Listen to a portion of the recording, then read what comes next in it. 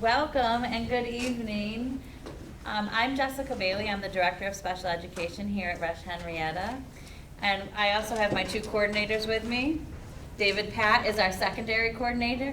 He generally works with grades 7 through students that are age 21 in the transition program. And Jen Cardinelli is in the back, and she is our elementary coordinator. And she works with our youngest students up through grade 6. Now I say that as if we all work in our silos, but we do not. You may at any point in time work with any one of us. And certainly if you catch any one of us, we will do our best to answer your questions. And even tonight we will ping back and forth so that we can all answer your questions and participate in the discussion with you. So once again, we want to thank you for coming. We really have started these, this is our second one this year, and we are already excited at the amount of people that are here. Notice that we didn't set up for quite as many because there weren't as many the first time. So this is we thought this was a really great venue for us to be able to share information and for you all to ask questions. So we certainly want you to feel comfortable in doing so. We'll have questions and answers at the end, but if you have a burning question with something that's that we're talking about, you certainly can ask that question. If we're going to answer it, we'll let you know that, but don't hesitate, okay? All right, so our agenda for today, our initial conversation, we wanted to talk to you a little bit about ESY. If you have a child that has been recommended for ESY, you got a letter home that it talks about some changes, but we'll go over those. So what is extended school year, and how do students qualify?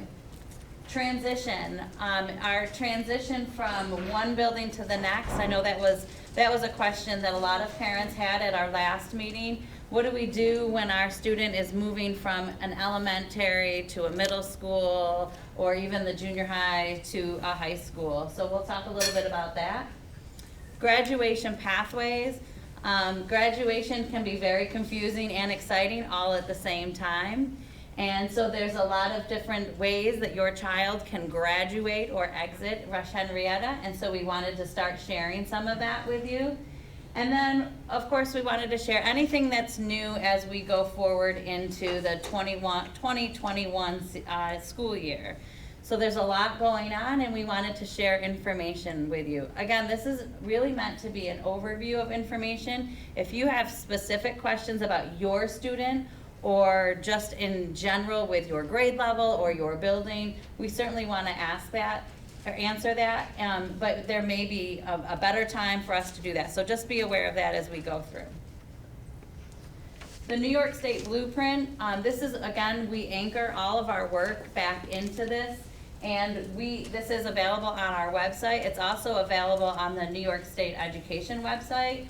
And these are points that were developed by all stakeholders, so students, parents, community members, educators, and lawmakers were instrumental in developing these bullet points. So really, every time we make decisions, every time we decide on programming, we anchor back to this. And we use this with our staff all the time. When we talk about goals, we come back to ask, how is that part of a multi-tiered system? How can we approach what that student needs from all different angles? So Extended School Year is a 6-week summer program starting in July, right after the 4th of July. So this year it's July 6th, and it goes for 6 weeks to August 14th. So as Jessica said, it is to just maintain progress. It's not teaching any new skills. It's just so that when they come back in September, they're not leaps and bounds back to where they started. The biggest thing is not all students qualify for extended school year services. So it is an eligibility piece, and the teachers have to document regression. So what that means is in Rush-Henrietta, we get a week at November. We get a week this year. We had 2 weeks at Christmas, and then we typically get a week in February. So we look at what skills do our students have before they leave for break? What skills do they return with? And then we also have to look at how long does it take them to regain those skills. And really, substantial regression should take between 20 to 40 school days to gain those skills back for them to be eligible for summer school. So when you think of 20 to 40 school days, that's almost that 6 weeks. So we kind of measure if a student is not in school for those 10 weeks, would 6 weeks of instruction help them maintain the skills that they have? There's no easy science. It is a data-driven decision, and it is completely based on the recommendation of your child's team, okay? So often when we chair meetings, if we have the data, we can move forward with the service. So if you have questions, please contact your teacher. They will have the most up-to-date data and information, and if regression is noted. The other thing about ESY this year is it's not going to be in Rush-Henrietta. So in the past, we've always contracted with Monroe One BOCES to provide our summer services. We are still contracting with Monroe One BOCES, but instead of them using one of our schools, we are going to be using one of their schools. Okay, so right now, the majority of our students will be bused from Henrietta to Monroe One BOCES in Fairport at the Foreman Center, and that is where the summer program will be. Okay, and we can talk about and answer questions as we go through the new program and then what's new for next year. So we do know that is a large change for people, and we certainly, as Jen said, we want to be able to answer your questions. Again, your specific student questions, we may not have the answer for right now, but BOCES will continue to provide the exact same services that we were providing before. It just won't be in a Rush-Henrietta building. And the other difference is but last year, the BOCES program was a half-day program. It is a full-day program at the other location, and it's not combined with the rec department. So I know in the past there was a fee to pay for the participation in the rec portion of the summer program. That will no longer be the case, and meals will be provided. So that's a big change, yes. So if your child's ESY was not at Rush-Henrietta already, is that changing as well? Or No, that will be the recommendation still by their programming or their CSE specific. Great question. Does this start, is it all grades, K through 12? Yes, yep. Great questions. Anything else on that? Oh, we can come back to it, certainly, if you're. Yep, and then after the meeting, we'll be around, so if you have specific questions to your child, feel free as elementary and Dave secondary, we can help navigate those. What facilitated the change? So BOCES has been working with us. We actually were the only district in Monroe County that housed an ESY program. And so BOCES has been working with us to make that shift. We are looking at other options going forward. We know that we don't want to send all of our students to a BOCES program, but the decision was made by BOCES at this point for the services to be provided on their campus. They feel it provides, they are able to provide a more consistent programming and a better alignment throughout the year for them. Yes, you had a question? What's the classroom ratios? So the classroom ratios for IEPs will be dependent on your child's IEP. For summer? Yes. Okay. Yep. So it'll be tiered differently than we take it? Yes, the program recommendations will be what the committee recommends at that So point. they're offering it, okay. Yep, yep, yes. Since you're now doing it with the Henrietta Curriculum, are they gonna have some field trips or different things? That will be BOCES dependent. There are a few trips. There are not nearly going to be as many trips as there were in the past. There are a few different things. So for instance, they have a pool accessible in some of those programs. So they're gonna provide different experiences, but there will not be the amount of field trips that were provided with the rec center. Yep. So are the Rush-Henrietta kids going to stay together, or are they going to be separated? That's a great question. The question was, are the Rush-Henrietta students going to stay together, or are they going to be separated? We do not have control over that. I think we're in discussions with that. We have a meeting on Friday with the BOCES programming.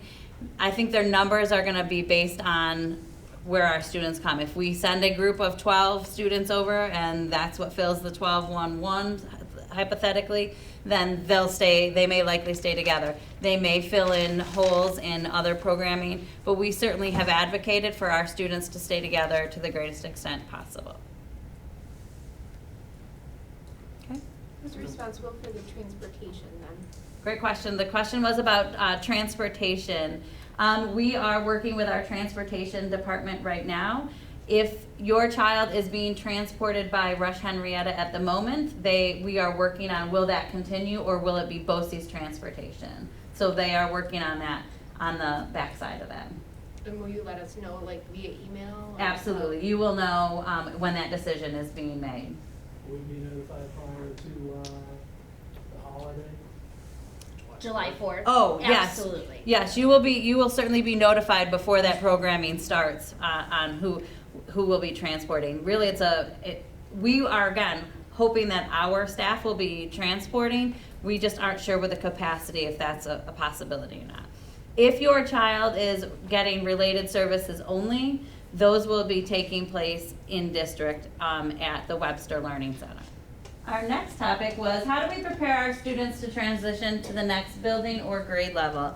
We know this creates a lot of anxiety for parents, and so we wanted to help support that. I do want you to understand that this definitely creates a lot of stress for our staff as well, and this has been a concern that they have brought up for the last few years about how do we shift students from one building to the next? How do we provide information? How do we keep things as consistent as possible so that we aren't reinventing the wheel every September? And I know I've heard from several parents, it feels like every September I have to go in and talk with the staff. And we are really working to help facilitate those discussions.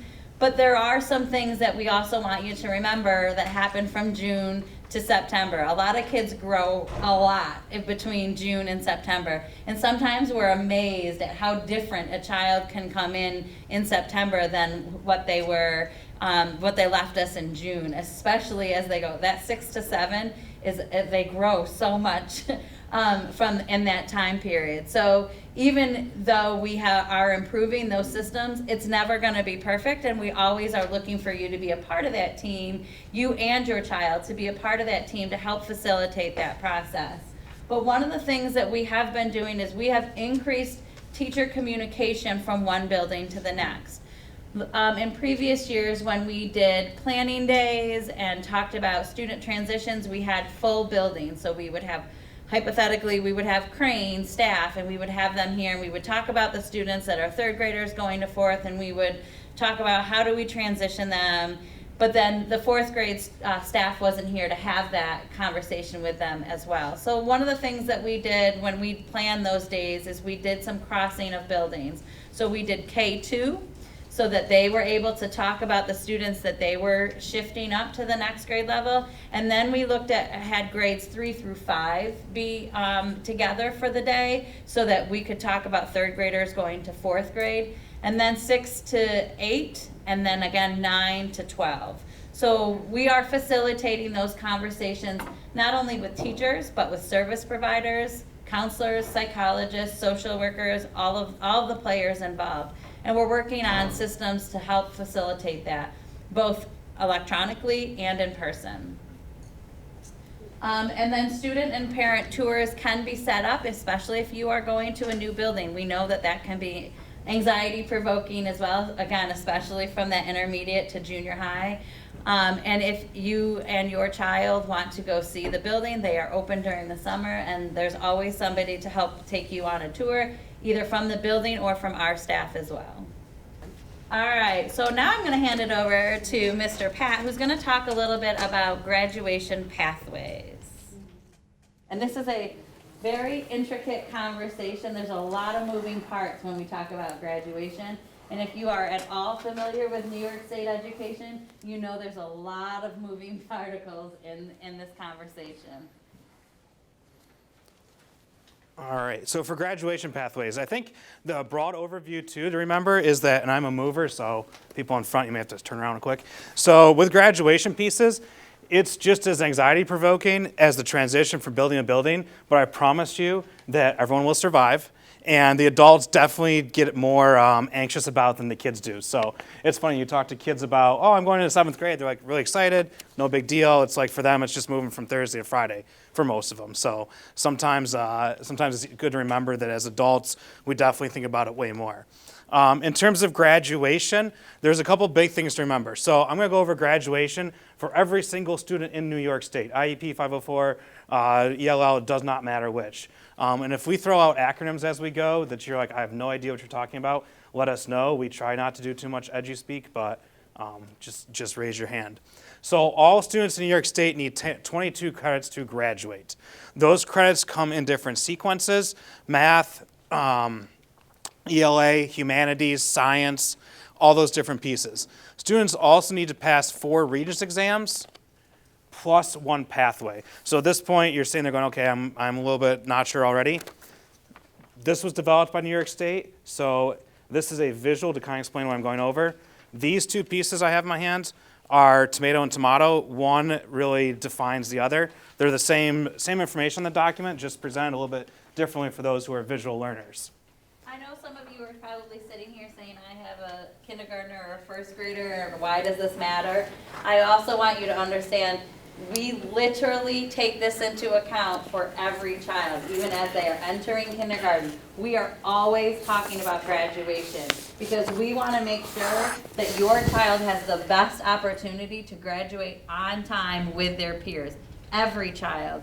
And you will hear us say, we truly believe that every child has the opportunity to graduate on time with their peers. Do we know that children may take a different pathway? Absolutely, but we want to make sure that we have exhausted every opportunity for your child to do what every other child is doing. So when we talk about those pathways, in Rush-Henrietta, those conversations start extremely early.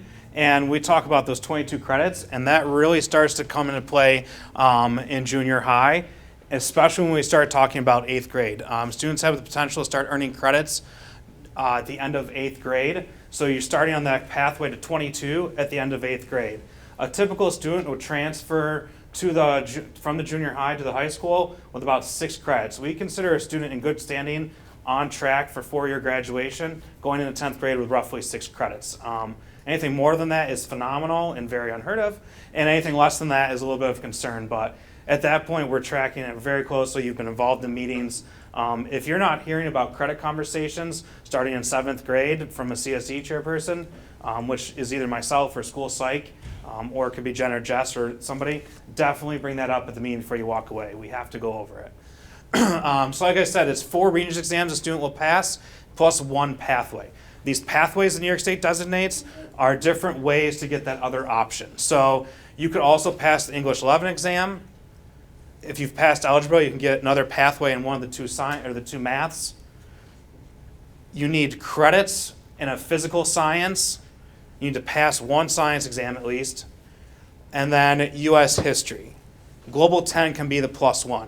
So a couple years ago, and this is for all students, a couple years ago, New York State decoupled global history. It's no longer a 9th and 10th grade test at the end of 10th grade. It solely focuses on 10th grade. That's a whole different topic for a different night and not my area of expertise. So we'll go to the next one. So like Jessica said, all our students will graduate or exit Rush-Henrietta. There are a very small percentage of students who will not graduate technically. So those students will exit.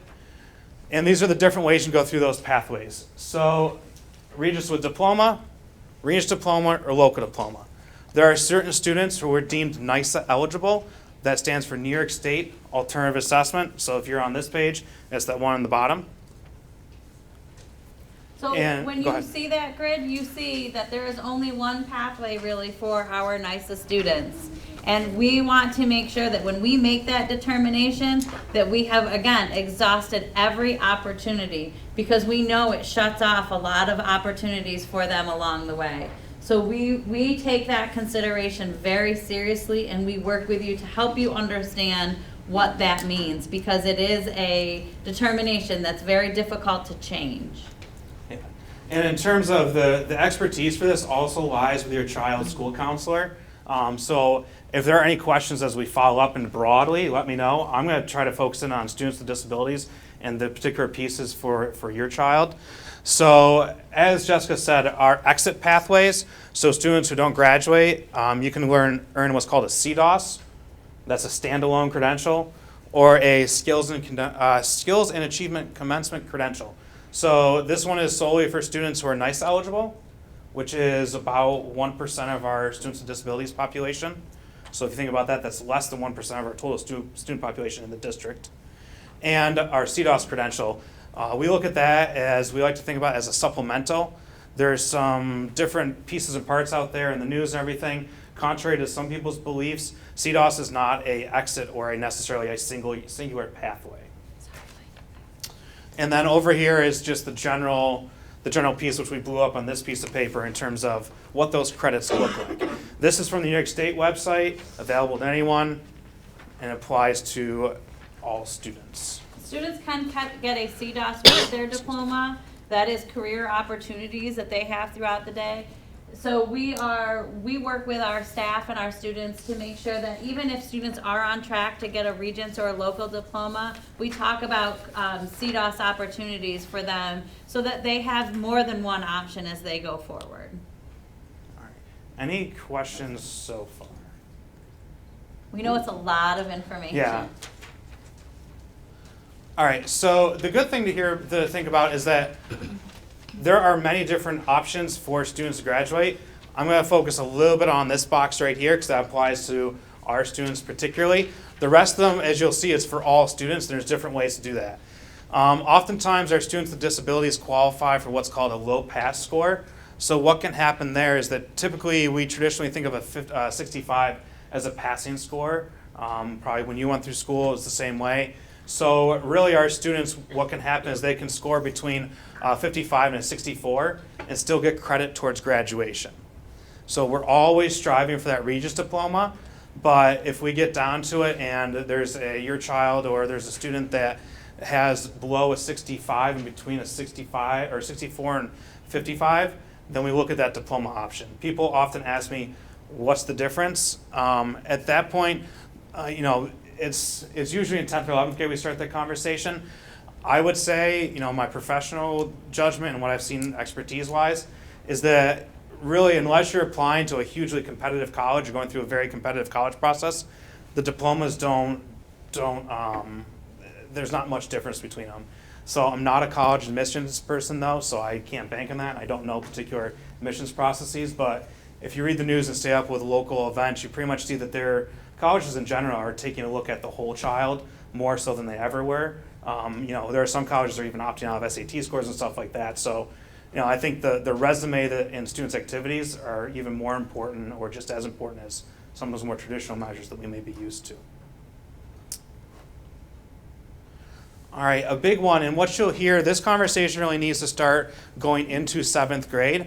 So LOT is language other than English. So part of those 22 credits is that students traditionally would take a LOT. So we think of it as foreign language, right? The new thing is world language, so never call it foreign language from the world language people. They get a little testy about it. But the best thing to think about is that there are students based on their disability and a CSE determination that qualify what's called a LOT exemption. So what that means is that students' disability precludes them from being successful in foreign language from the best information the CSE can tell at the time, and those students are exempt from taking LOT. What that means though is they still need to fill that LOT credit with something else. So students at that point would often go through a business or art sequence or some other sequences to fulfill those credits. So again, all students need those 22 credits to graduate. It just changes a little bit what they take. And this conversation really should be starting in grade 6, go 7. That's one of the pieces that Jessica talked about and Jen and I, when we talk about transition, that's one piece we've been working with our school psychs, particularly in terms of determining LOT exemption moving into 7th grade. It's not and there's been certainly conversations about students taking foreign languages or world languages, even though they may be exempt. But then again, knowing that could be a very big challenge. It doesn't mean things can't change. What it does is if we do it on the way into 7th grade and it's appropriate, then it opens up room in the child's schedule and in your child's schedule for some different classes. And again, we're aiming towards that 22 credit piece. Any questions on that? And I know I'm going a little bit fast through some of this, but it's a lot of information. Okay. All right, I'll hand it back to Jessica. So what's new in special education? As you may have picked up, I think we have everybody now. So we offered up a continuum of services. And this really is, shows you from each building. I know it's hard to see up here, but that's why we handed it out to you. This is what we are going to be offering, are proposing to offer at each building next year. So you can see the breakdown for the elementary school. All of the students, any student that has related services can remain in their district of attendance. The programs that require a shift, File Elementary School, a new addition to them will be special class. Great question was about the different ratios. So if you notice at File Elementary, it says 15:1. That is a ratio of 15 students to 1 teacher. And that is all special ed students. That is considered a special class. And one of the components that we are measured on is our least restrictive environment. You'll hear it called LRE. And we are measured on how much of our students' days are in their general ed classrooms with general education peers and have the opportunity to have the same learning experiences that their general education peers have.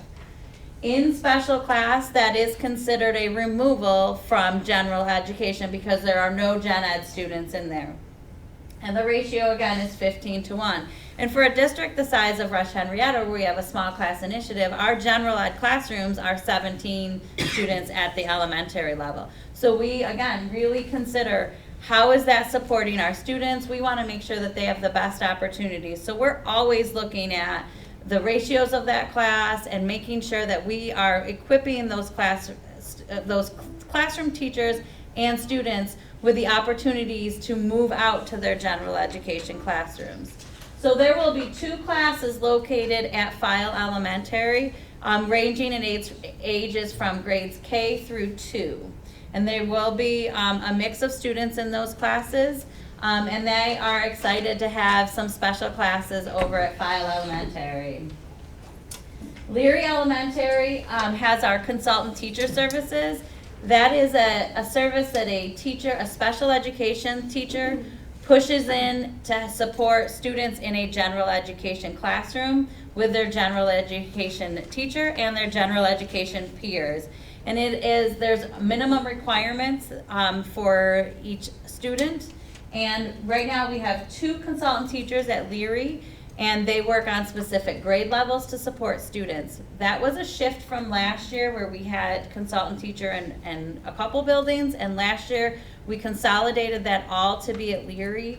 And we can tell you that the staff working at Leary has found that to be definitely more productive. They are really able to hone in on grade levels and student needs in their specific classrooms. The special class at Leary is a 12-1-4. As Dave alluded to, we have what are called students that are deemed NYS eligible, that is New York State Alternate Assessment. And those are students that we determine are not likely going to graduate with a Regents diploma. And they work on different learning standards, but they are aligned with the state curriculum standards. They're just a little different. And we, again, work really hard to not identify students as NYS eligible as long as we can. And we're still working out some kinks in there. It's not perfect, but we're getting there because we know that that's such a significant decision that we want to make sure that we are truly making the right decision for your child. At Crane Elementary School, there are the integrated co-teaching services, and that is the consultant teacher services are considered 100% LRE. They are with their general education peers all day long. And the special class is again considered to be pull-out, so that is not general education.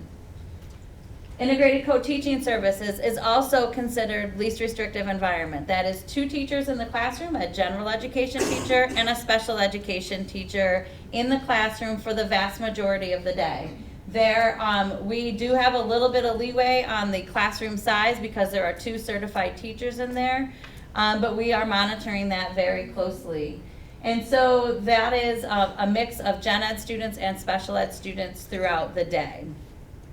Also at Crane will remain one special class, 15-1, and that is the grade 3 students will remain at Crane so that we have the least amount of transition for our students. We figure there's just a handful of students that may have to switch over to Leary, but having the 3rd graders remain at Crane will keep consistent programming for the students and staff.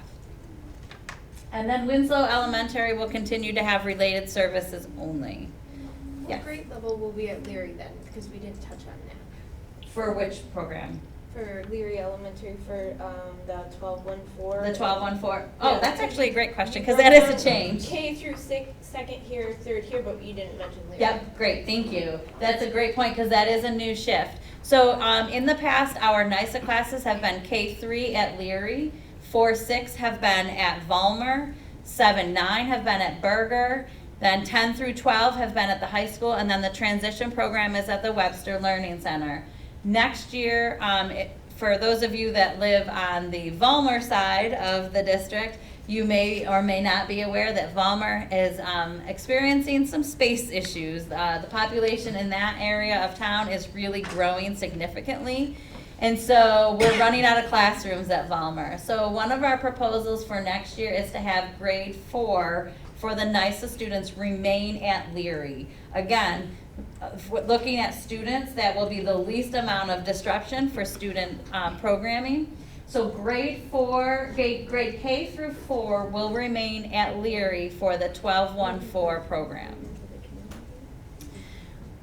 5-6 will remain at Vollmer, and 7-9 will remain at Berger.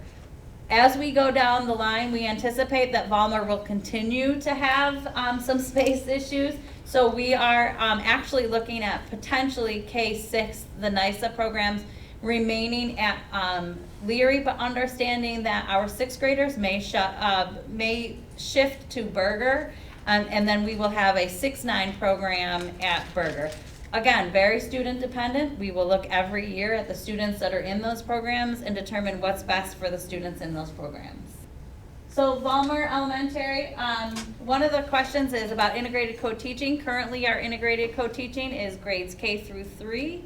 We are expanding integrated co-teaching into 4th grade next year, and the beauty of it is that we are going to have integrated co-teaching at Sherman and Vollmer.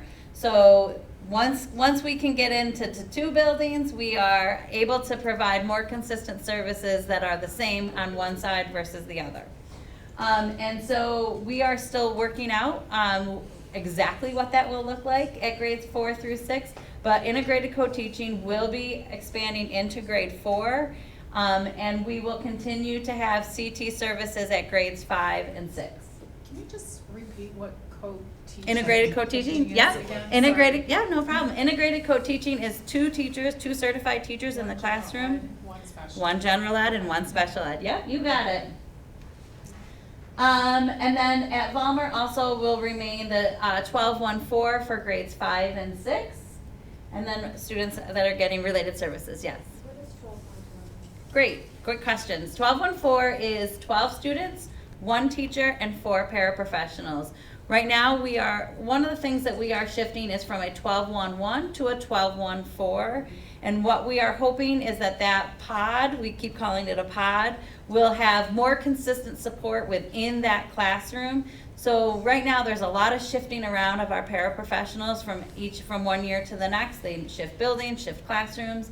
And when we talk about training paras, it becomes overwhelming, or they are working with different types of students from one year to the next. So we are hoping that with a 12-1-4 model, we're better able to train our staff working with that group of students specifically. So if for example, a classroom has a high number of students with autism in there, we can provide professional development focused more specifically on autism. Yes. Can you quickly define related services?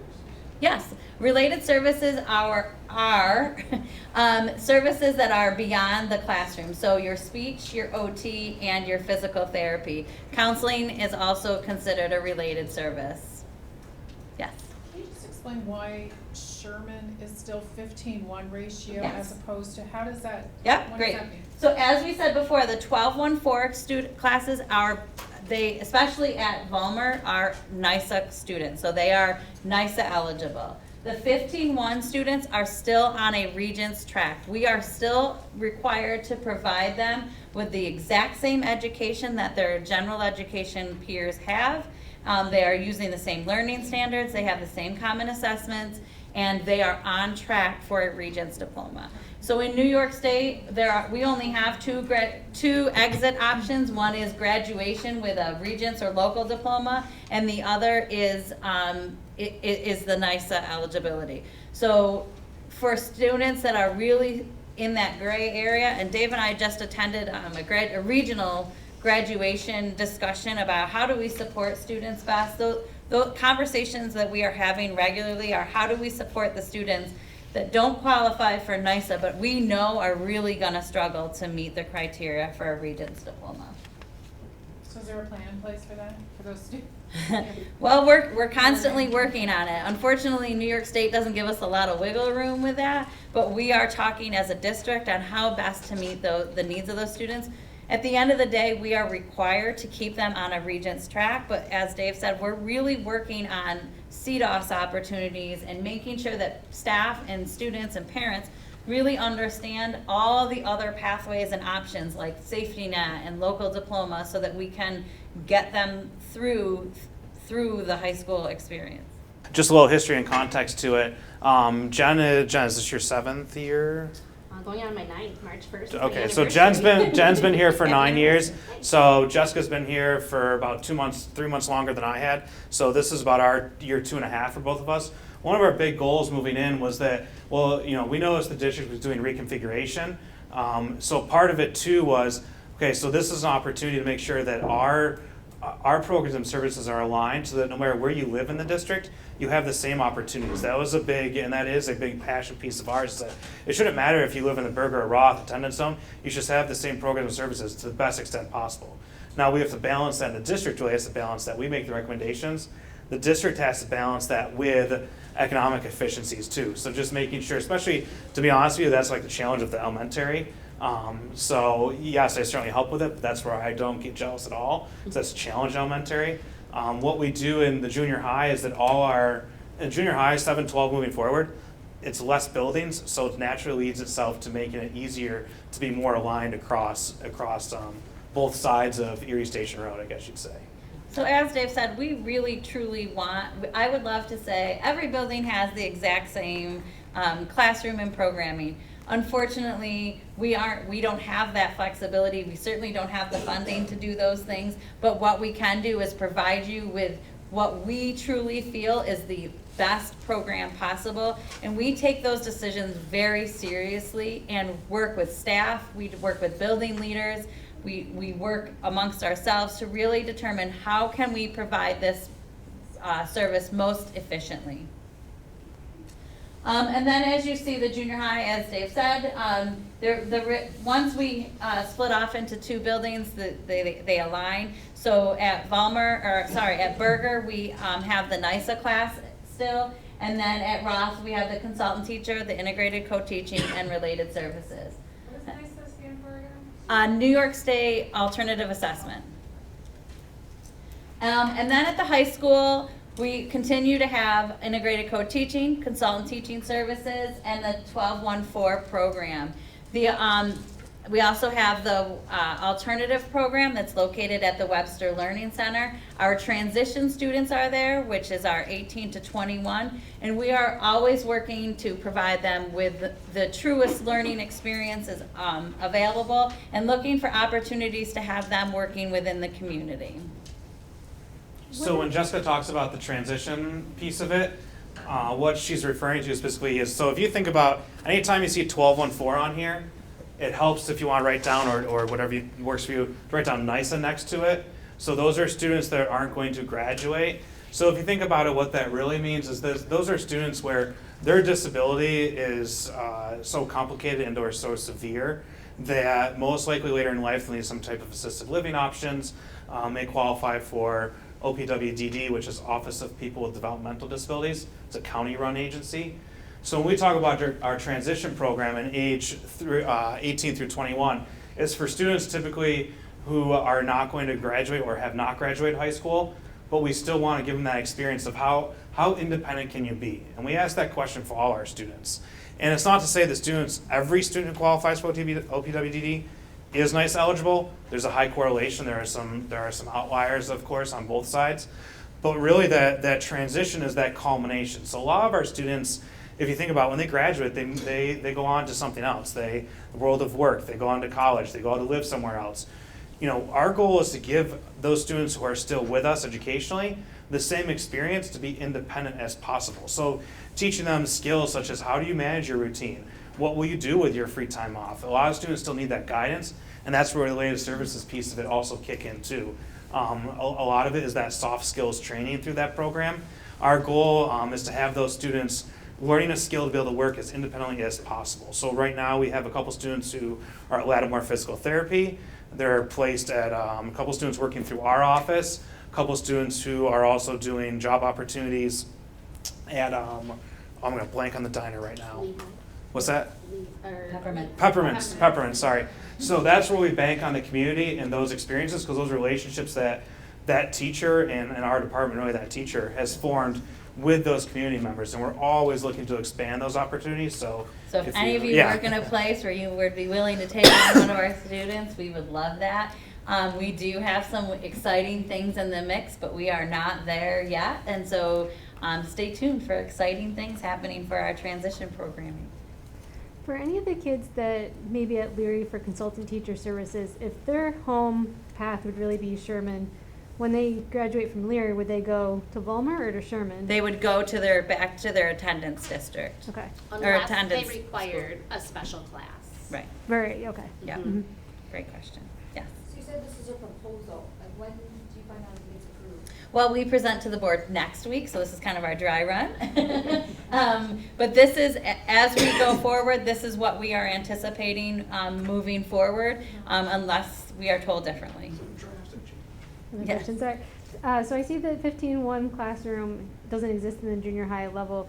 Where do those kids normally go? Great then? question. So when we are looking at students at 15-1, we really talk about what is their path. And it truly does decipher out. We have most of the students go into the ICOT at the junior high levels because it is a greater level service than the consultant teacher.